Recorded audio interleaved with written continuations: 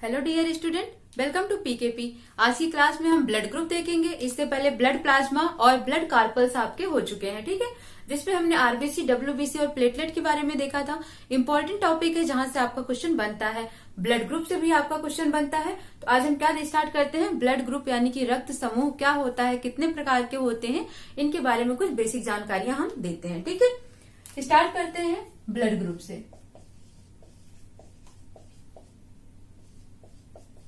रक्त समूह, ठीक है। सबसे पहले याद रखना है कि ब्लड ग्रुप की खोज किसने की। तो आप क्या बोलोगे, ब्लड ग्रुप की खोज किसने की? कार्ल लैंड स्टीनर ने, ठीक है। कार्ल लैंड स्टीनर ने ब्लड ग्रुप की खोज की। कब की इन्होंने? 1900, आप लिखोगे 1900 ईस्वी में की। और इसके लिए इनको नोबेल प्राइज दिया गया। कब दिया गया? तो 1930 में इनको नोबेल प्राइज दिया गया। किसके लिए? ब्लड ग्रुप की खोज करने के लिए, ठीक है। ये आपको याद रखना है ब्लड ग्रुप में। अब बात आती है कि ब्लड ग्रुप कितने प्रकार के होते हैं, ठीक है। और यहाँ पर आप जो देखोगे कि ब्लड ग्रुप 4 प्रकार के, तो क्वेश्चन क्या पूछा जाता है आपसे कि जो ब्लड ग्रुप होते हैं कितने प्रकार के होते हैं, और सर्वग्राही और सर्वदाता क्या होते हैं, कौन से ब्लड होते हैं, कौन से ग्रुप होते हैं, ठीक है। तो अब आप यहाँ पर देखोगे कि ब्लड ग्रुप कितने प्रकार का होता है? 4 प्रकार का होता है, ए बी और ओ, ठीक है। ये 4 प्रकार के ब्लड ग्रुप होते हैं। इनमें से आपका एक क्वेश्चन जो पूछा जाता है वो पूछा जाता है कि कौन है यूनिवर्सल डोनर और कौन है यूनिवर्सल एक्सेप्टर, मीन्स सर्वदाता और सर्वग्राही ब्लड ग्रुप किसे कहा जाता है, ठीक है। अब यहाँ पर देखो, ये ए है, ठीक है, ये बी है, ये ओ है और ये ए बी है, ठीक है। अब मैंने क्या बोला, यहाँ पर किसकी बात हो रही है? सर्वदाता और सर्वग्राही की बात हो रही है। अब आपको यहाँ पर आती है ओ की। ओ क्या करेगा? ए बी को दे सकता है, ओ ए को भी दे सकता है, ओ बी को भी दे सकता है, ठीक है। लेकिन अब ओ खुद को भी दे सकता है। तो आपने क्या देखा, ओ सबको डोनेट कर रहा है, तो ओ क्या कहलाता है? सर्वदाता, ठीक है, मीन्स यूनिवर्सल डोनर कहलाता है। कौन कहलाता है? ओ कहलाता है यूनिवर्सल डोनर। अब ए बी क्या है? तो ए बी सबसे एक्सेप्ट करता है। यहां पर आप देखोगे तो ए से भी ये ले सकता है, बी से भी ये ले सकता है, ओ से तो ये ले ही रहा है, और ये खुद से भी ले सकता है, मीन्स ए बी से भी ये ले सकता है। तो आप क्या देखोगे कि ए बी, ये ए बी ओ सबसे ले रहा है। तो इसका मतलब ये क्या कहोगे आप कि ए बी जो है ये क्या है? यूनिवर्सल एक्सेप्टर, ठीक है, यूनिवर्सल एक्सेप्टर यानी कि सर्वग्राही, सबसे ग्रहण करने वाला। तो आपको ब्लड ग्रुप के बारे में समझ आ गया होगा। इसकी खोज किसने की? कार्ल लैंड स्टीनर ने 1900 में, और 1930 में इनको इसके लिए नोबेल प्राइज मिला। ब्लड ग्रुप 4 प्रकार के होते हैं, ए बी और ओ जो होता है वो यूनिवर्सल डोनर कहलाता है, क्योंकि ये सबको ब्लड डोनेट कर सकता है। और ए बी जो है वो यूनिवर्सल एक्सेप्टर कहलाता है, क्योंकि ए बी सब से ब्लड क्या कर सकता है? ले सकता है। ये एरो शो कर रहा है डायरेक्शन कि कौन किस डायरेक्शन में जा रहा है या कौन किसको दे रहा है, ठीक है।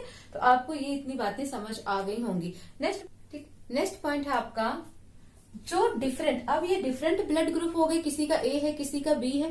तो ये जो डिफरेंट ब्लड ग्रुप है सबका, वो क्यों हो रहा है? तो आप क्या देखोगे, मनुष्यों में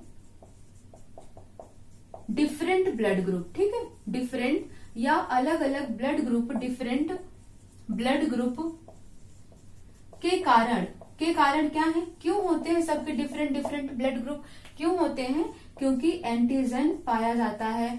कौन सा एंटीजन? एंटीजन ए और बी होता है, और एंटीजन ए और बी के कारण ही जो मनुष्य होते हैं उनका ब्लड ग्रुप क्या होता है? डिफरेंट होता है, मीन्स ए बी और ओ कोई सा भी हो सकता है, ठीक है। अब जब ह्यूमन बॉडी है उसमें ब्लड की कमी होती है, तो उस बीमारी को एनीमिया भी कहते हैं। आपने सुना है रक्त की कमी को, आयरन की कमी को।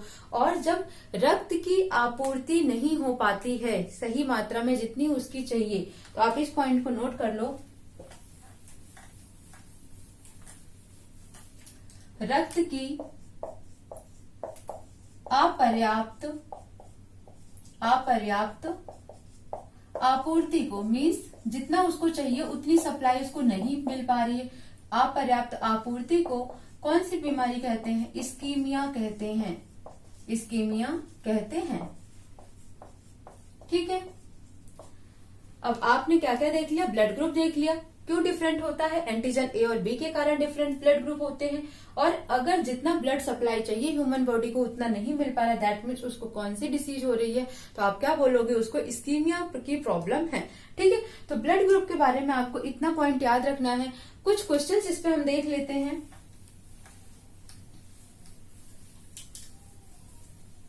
देखो, जो बच्चे होते हैं, चिल्ड्रन होते हैं ना, उनके जो ब्लड ग्रुप होते हैं उनके पेरेंट्स से ही मैच करते हैं। अब यहाँ पर अगर हम बात कर लेते हैं, कुछ एग्जाम्पल डिस्कस कर लेते हैं कि मान लो अगर फादर है, फादर पापा है, उनका ब्लड ग्रुप ए है, और मदर है जो माँ है, उनका ब्लड ग्रुप क्या है? बी है। ठीक है, तो जो इनके चिल्ड्रन होंगे, पॉसिबिलिटीज अगर हम बात करते हैं ब्लड ग्रुप की, कौन कौन से ब्लड ग्रुप पॉसिबल होंगे बच्चों के, तो कौन कौन से पॉसिबल होंगे? ए पॉसिबल हो सकता है क्योंकि फादर का ए है, बी पॉसिबल हो सकता है क्योंकि मदर का है, ए बी भी पॉसिबल हो सकता है, इन दोनों का कॉम्बिनेशन। ठीक है, और ओ भी पॉसिबल हो सकता है। तो आप इस केस में क्या देखोगे? सबके चांसेस कितने हैं? 25% सबके चांसेस हैं। ठीक, ये आपको समझना होगा, possible blood group in child. ठीक है, बच्चे में जो भी संभावना है ब्लड ग्रुप के। अब इसी में अगर दूसरा पॉइंट आप देखोगे, मान लो फादर का ए है और मदर का ओ है। ठीक है, फादर का ब्लड ग्रुप ए है और मदर का ब्लड ग्रुप ओ है, तो अब पॉसिबिलिटीज क्या होगी? तो यहाँ पर आप क्या बोलोगे? ए की पॉसिबिलिटीज 50% होगी, मीन्स बच्चे में हो सकता है कि 50% चांस है ए के और 50% चांस है ओ के। यहाँ पर कोई भी चांस नहीं है बी का, क्योंकि इन दोनों में किसी का भी ब्लड ग्रुप बी नहीं दिखा रहा है। ठीक है, और ओ है, तो यहाँ पर जब ओ आ जाता है तो ए भी तो पॉसिबल ही नहीं है। ठीक है, यही होता है यहाँ पर। अब ये आपको याद हो गया होगा, समझ आ गया होगा। नेक्स्ट अगर हम एक और डिस्कस कर लेते हैं, मान लो फादर का ब्लड ग्रुप ओ है और मदर का ब्लड ग्रुप ए बी है।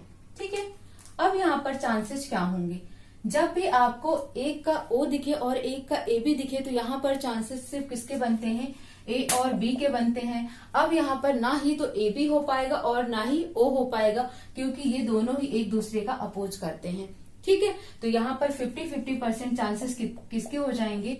ए और बी के हो जाएंगे। ठीक, अब एक और देख लो आप, मान लो यहाँ पर कि एक का ब्लड ग्रुप क्या है? ए है, फादर का मान लेते हैं हम कि ब्लड ग्रुप क्या है? ए बी है, सॉरी फादर का मान लो आप ब्लड ग्रुप कितना है? ए है, और मदर का ब्लड ग्रुप कितना है? ए बी है। कितना है? ए बी है। अब यहाँ पर जो चांसेस देखो आप कि अगर हम ए की बात करते हैं तो ए तो दोनों में ही है ना, तो ए के चांसेस अब क्या हो जाएंगे? 50% हो जाएंगे। कितना हो जाएगा? 50%। ए के चांस अब ज्यादा होंगे, बी एक ही जगह है तो बी का चांस कितना हो जाएगा? 25%, और ए बी का चांस क्या हो जाएगा? 25%। तो इस तरीके से ब्लड ग्रुप बच्चों में पेरेंट्स के थ्रू डिसाइड हो जाता है। ठीक है, अब ये तो बात हो गई कि ब्लड ग्रुप का डिसाइड कैसे किया जाता है, बच्चों में ब्लड ग्रुप कैसे पाया जाता है, मैच कैसे करता है, ये बातें हो गई। ठीक है, लेकिन अगर कोई बेबी अडॉप्ट किया गया है तो हो सकता है कि उसके पेरेंट्स का ब्लड ग्रुप मैच करना वो टचवुड हो सकता है, मतलब ऐसा नहीं है कि वो ब्लड ग्रुप मैच करेगा ही करेगा। ठीक है, अब बात आती है यहाँ पर किसकी? RH फैक्टर की। किसकी बात हो रही है? अब RH फैक्टर की बात हो रही है, जिसे क्या बोलते हैं? RH कारक भी बोलते हैं, RH कारक बोलते हैं। अब इसकी खोज किसने की? तो आप क्या बोलोगे? लैंडस्टीनर और बीनर दोनों ने मिलकर इसकी खोज की। ब्लड ग्रुप की खोज किसने की थी? तो आप क्या बोलोगे? लैंडस्टीनर ने। लेकिन अगर RH कारक की बात आती है तो आप क्या बोलोगे? लैंडस्टीनर और बीनर दोनों ने मिलकर RH फैक्टर की खोज की थी। अब इसका नाम RH फैक्टर ही क्यों पड़ा? क्योंकि जब इन लोगों ने रिसर्च किया था तो किस पर किया था? रीसस नामक मंकी पर किया था। किस पर किया था? रीसस नामक मंकी पर किया था। ठीक है, तो जब इन्होंने रिसर्च बंदर पर ये रिसर्च किया तो इसी का RH ले लिया, ठीक है, और इसी RH से ही इस फैक्टर का नाम क्या डिसाइड कर दिया गया, RH फैक्टर डिसाइड कर दिया गया। अब बात आती है जो ये RH फैक्टर है ये है क्या, तो ये कहाँ पाए जाते हैं, तो आप क्या बोलोगे, RBC की सतह पर जो रेड ब्लड सेल हैं उनके सरफेस पर इनकी प्रेजेंसी या एब्सेंसी देखी जाती है। अगर RBC की सरफेस पर मान लो ये RBC है और इनके सरफेस पर RH है, क्या है, RH प्रेजेंट है, तब आप क्या बोलोगे, इस टाइप को क्या बोलोगे आप, RH पॉजिटिव बोलोगे, क्या बोलोगे, RH पॉजिटिव। बट अगर मान लेते हैं कि ये RBC हो गया और यहाँ पर एब्सेंट है, क्या एब्सेंट है, RH एब्सेंट है, तो ये किस टाइप का हो जाएगा, RH निगेटिव हो जाएगा, ठीक है। तो ब्लड ग्रुप में भी आप देखते हो कि A पॉजिटिव A निगेटिव, तो वही डिसीजन होता है RH फैक्टर का कि वो ब्लड ग्रुप पॉजिटिव केस का है या निगेटिव केस का है, ठीक है। तो RH निगेटिव या RH पॉजिटिव दो तरीके के होते हैं। जब RBC की सरफेस पर RH प्रेजेंट होगा आप बोलोगे RH पॉजिटिव, और जब सरफेस पर RBC के सरफेस पर RH नहीं होगा तब आप क्या बोलोगे, RH निगेटिव बोलोगे, ठीक है। अब होता क्या है, मान लो कोई फीमेल है, ठीक है,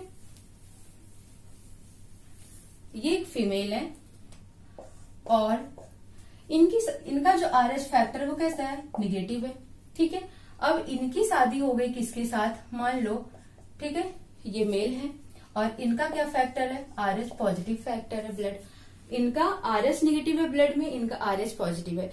जब इन दोनों की शादी हो जाती है, मैरिड होती है, तो इनका जो फर्स्ट बेबी होगा, ठीक है, जब फर्स्ट बेबी होगा, पहला बच्चा होगा, तो वो कैसा होगा, नॉर्मल होगा, कैसा होगा, वो सामान्य होगा और ठीक ठाक पैदा होगा, उसमें कोई प्रॉब्लम नहीं आएगी। लेकिन जो सेकेंड बेबी होता है, कौन होता है, सेकेंड बेबी, उसकी क्या होती है, भ्रूण में ही यानी गर्भ में ही उसकी मृत्यु हो जाती है, ठीक है। तो सेकेंड बेबी की क्या होती है, डेथ हो जाती है, कहाँ पर, भ्रूण में, मीन्स गर्भ में ही इसकी मृत्यु हो जाती है, ठीक है, एम्ब्रियो में ही उसकी मृत्यु हो जाती है।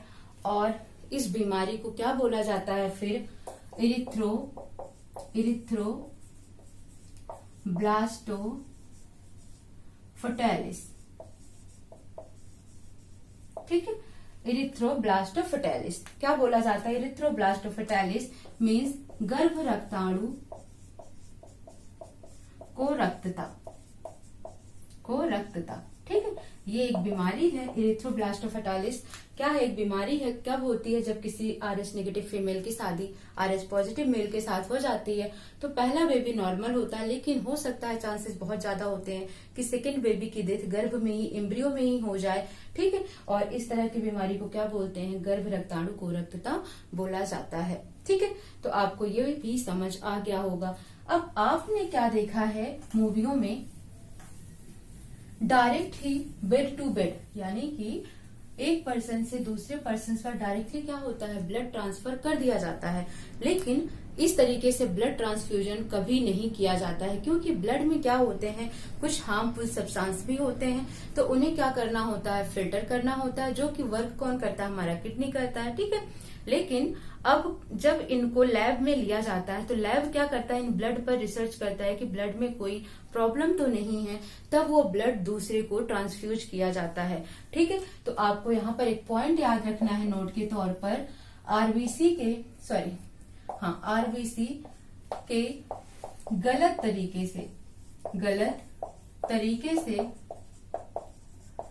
आदान प्रदान करने पर क्या होते हैं, ये आपस में चिपक जाते हैं, ठीक है। करने पर आरबीसी आपस में चिपक कर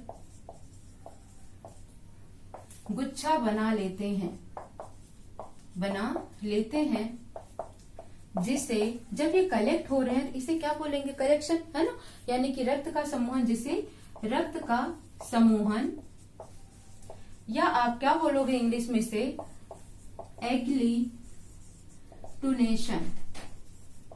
एग्लीटुनेशन बोला जाता है, ठीक है। बोला जाता है या कहा जाता है।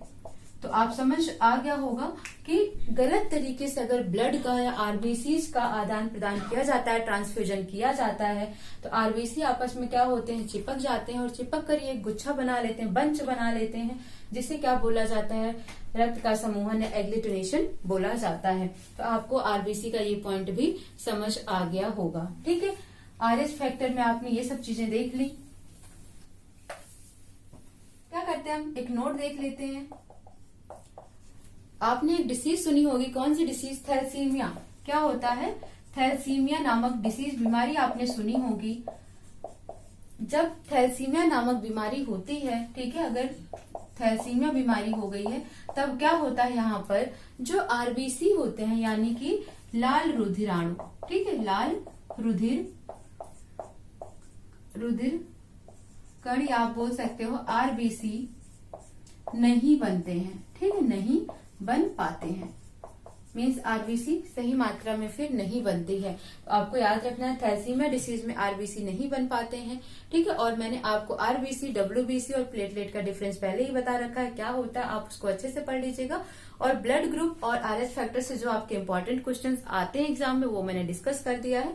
ठीक है, अब आपका सर्कुलेटरी सिस्टम कंप्लीट हो जाता है, मानव परिसंचरण तंत्र कंप्लीट हो जाता है। ठीक है, तो मिलते हैं नेक्स्ट क्लास में कुछ नए टॉपिक के साथ। वीडियो अगर अच्छी लगे तो आप क्या करो, चैनल को सब्सक्राइब कर दो, लाइक कर दो और शेयर कर दो, और बेल आइकन को जरूर दबा देना ताकि आपको नोटिफिकेशन मिलती रहे। Thank you so much.